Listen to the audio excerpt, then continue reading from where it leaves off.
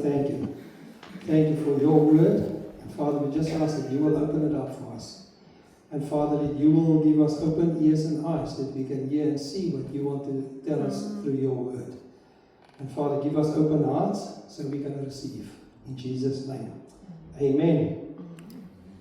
Now my message this morning, we all know this whole story because from young we are told about David and Goliath.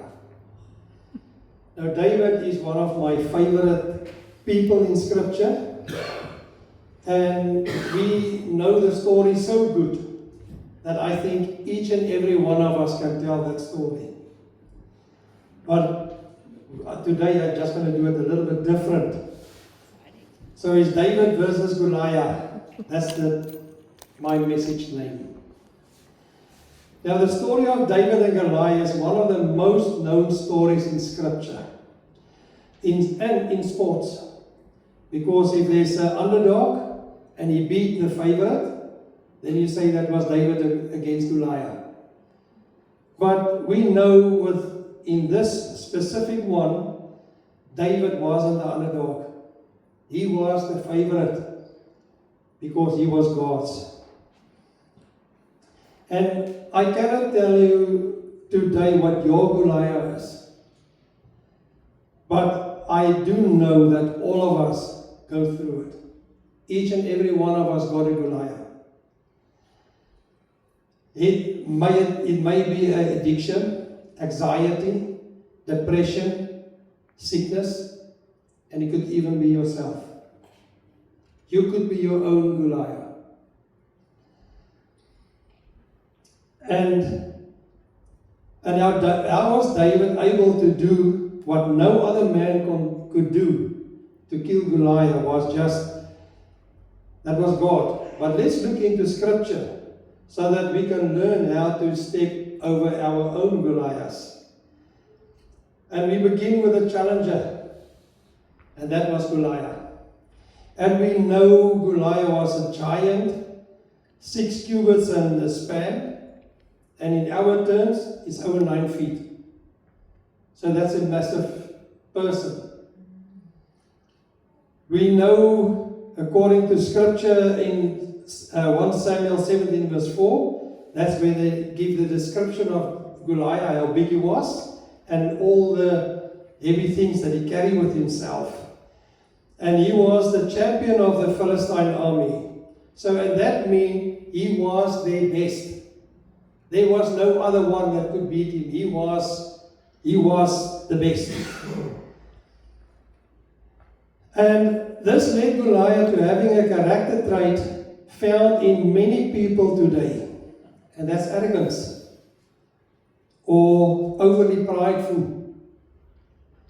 And that's why you could be your own Goliath. If you got that in you. Because Goliath had gotten a big headed. He was, and he knew it, I'm the best. Nobody can beat me. So he was prideful. And we are told in scripture not to think so highly of ourselves, but to be meek and humble. Paul wrote in Ephesians 4 verse 1 and 2, as a prisoner for the Lord, then I urge you to live a life worthy of the calling you have received. Be completely humble and gentle. Be patient, bearing with one another in love.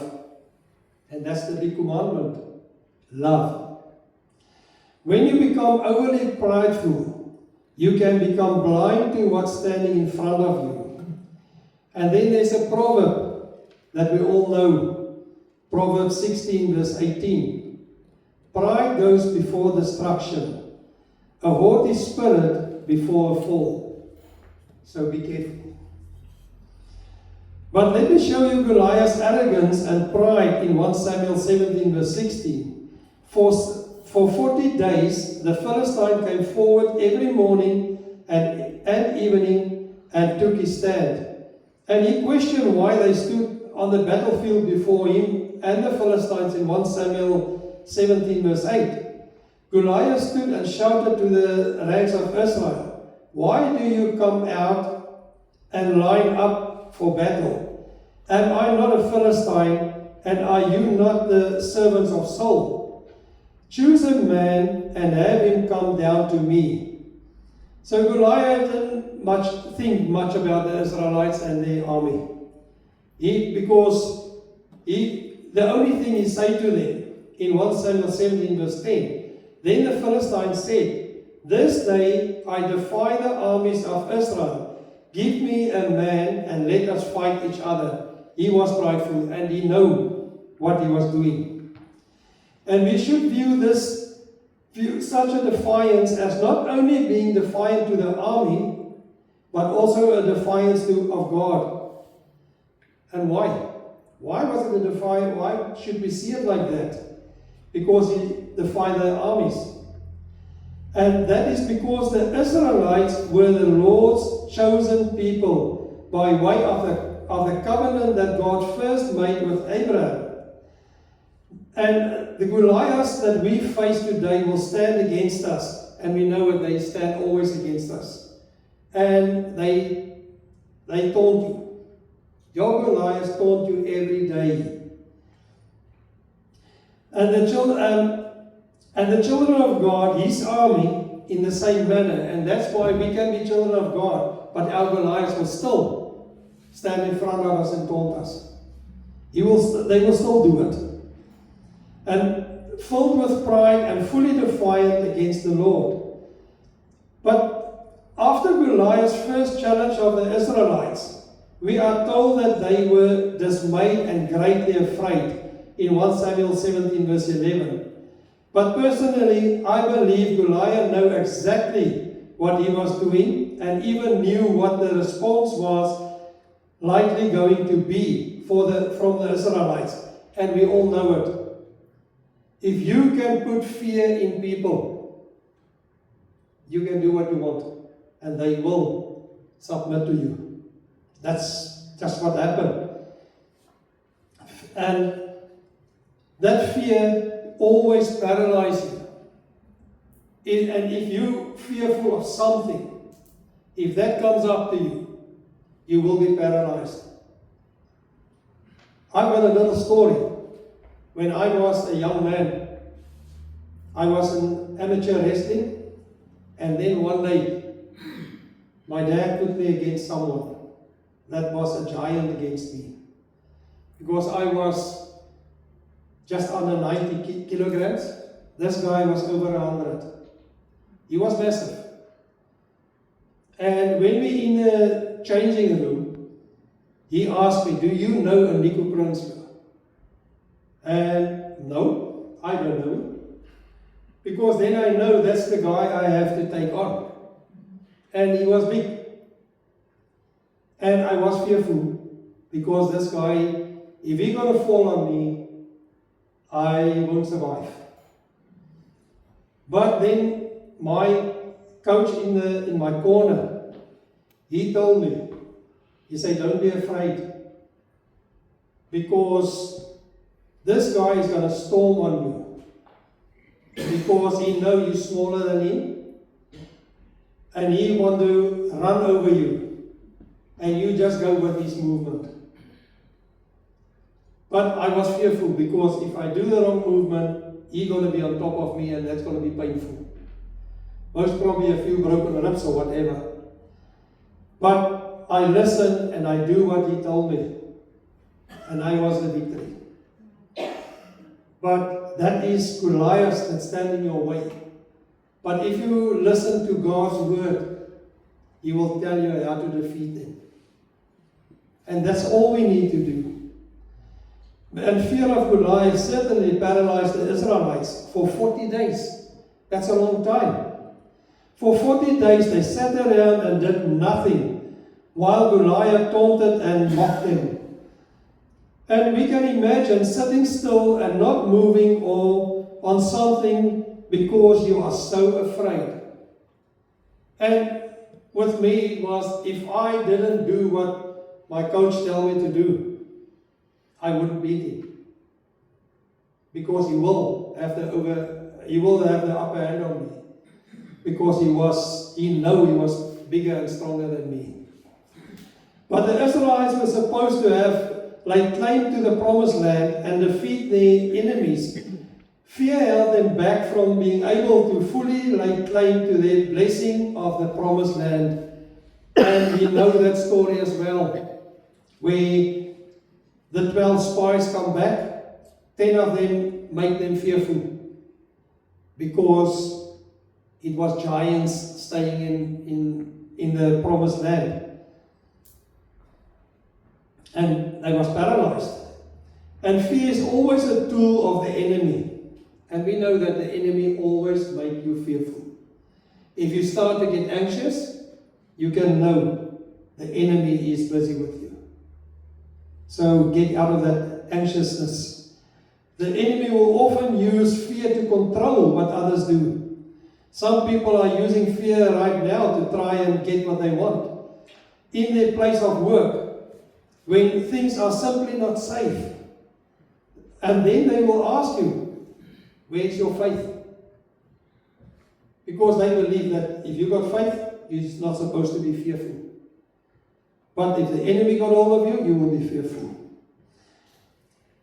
And then they ask you as well, why are you being so fearful? Because he thinks it's not safe. There is a big difference when we choose to stand still or firm in our faith in God, or stand paralyzed with great fear. I want you to see the faith that David had when he showed up on the scene. So we will look at the courage of David. David happened to arrive to the battlefield when Goliath began to taunt, mock, and stand in defiance of the Israelite army. He watches as the men in the Israelite army shrink and get fear, with great fear. 1 Samuel 17 verse 24. Whenever the Israelites saw the man, they all fled from him in great fear. And we all fled from people that we're scared of. We all run away. We don't want to be close to them because you're scared of them. David did not stand in fear of Goliath. Now notice that his brother, the other men, including King Saul, tried to influence David, believed in his heart. And they all told David, you can't do it. 1 Samuel 17 verse 33, Saul replied, you are not able to go out against this Philistine and fight him. You are only a young man, and he has been a warrior from his youth. So even Saul tried to get David to fear Goliath. So, but in David's heart, he knew exactly what he could do in his faith in God. David's brother, the others, and Saul had become minor Goliaths for David. And that's what happened. They stand in his way. They try to stop him doing what God called him to do. And we must be careful for that little Goliaths in our lives. The enemy will often tell you what you cannot do. Personally, I don't care for when people tell me something I cannot do. Because how do they know what is my potential? How do they know what God put in my heart? And what God, the courage that God gave me to do what He tells me to do. If we stick to that, they can't. They can't tell you can't do it. And that's what the same attitude that David had in his heart. He's standing still firm in his faith. Spoke to Saul about how he, as a shepherd boy, fought and killed both a lion and a bear to get back the lamb they had taken out of his flock. 1 Samuel 17 verse 34 to 36. That's where you can read the story about it. David then said in 1 Samuel 17 verse 37, the Lord hath rescued me from the paw of the lion and the paw of the bear, will rescue me from the hand of this Philistine. Saul said to David, go, and the Lord be with you. Because then Saul realized that God is with David, and David will be able to do it. So a firm faith in God will defeat your Goliath. And that's what we need to stand on, that faith in God, so we can beat our Goliaths. So now see what happened after David said these words to Saul. A man who was paralyzed in fear and filled with doubt. A man who I also considered to be a small enemy because he was blocking David from moving in faith.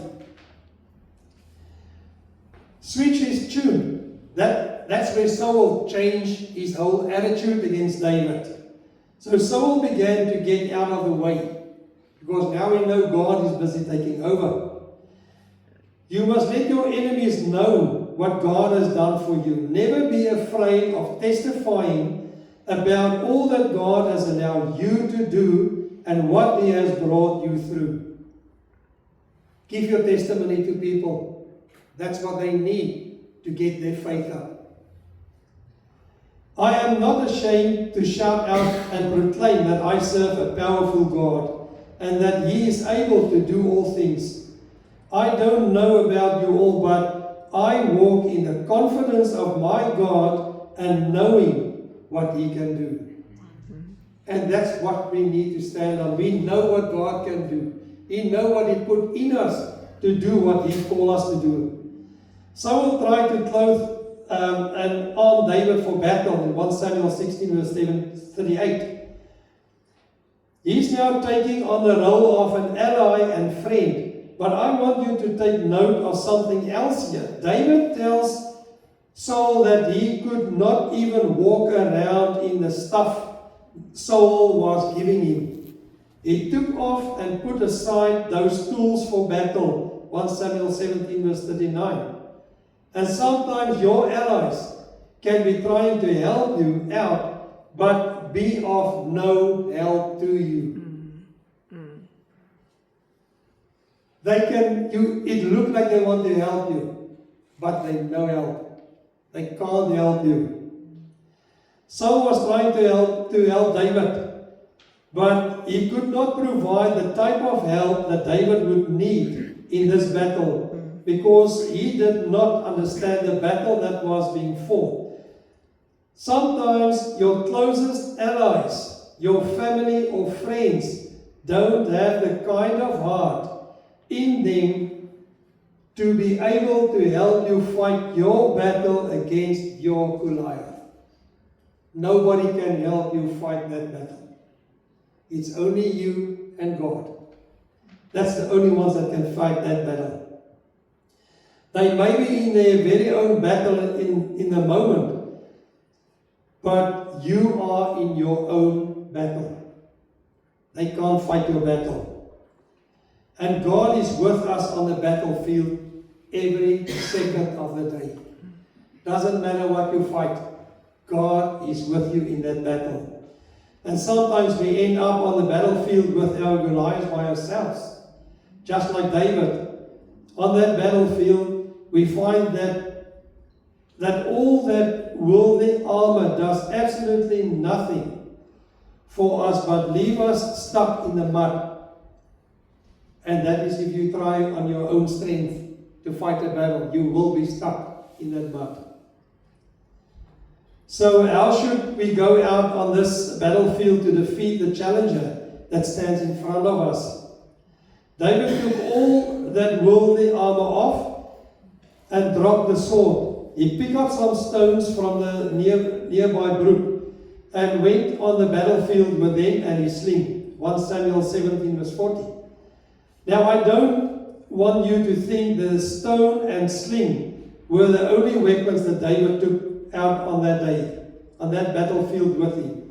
I want you to remember the words that he said to Saul. The Lord to deliver me from the paw of the lion and the paw of the bear.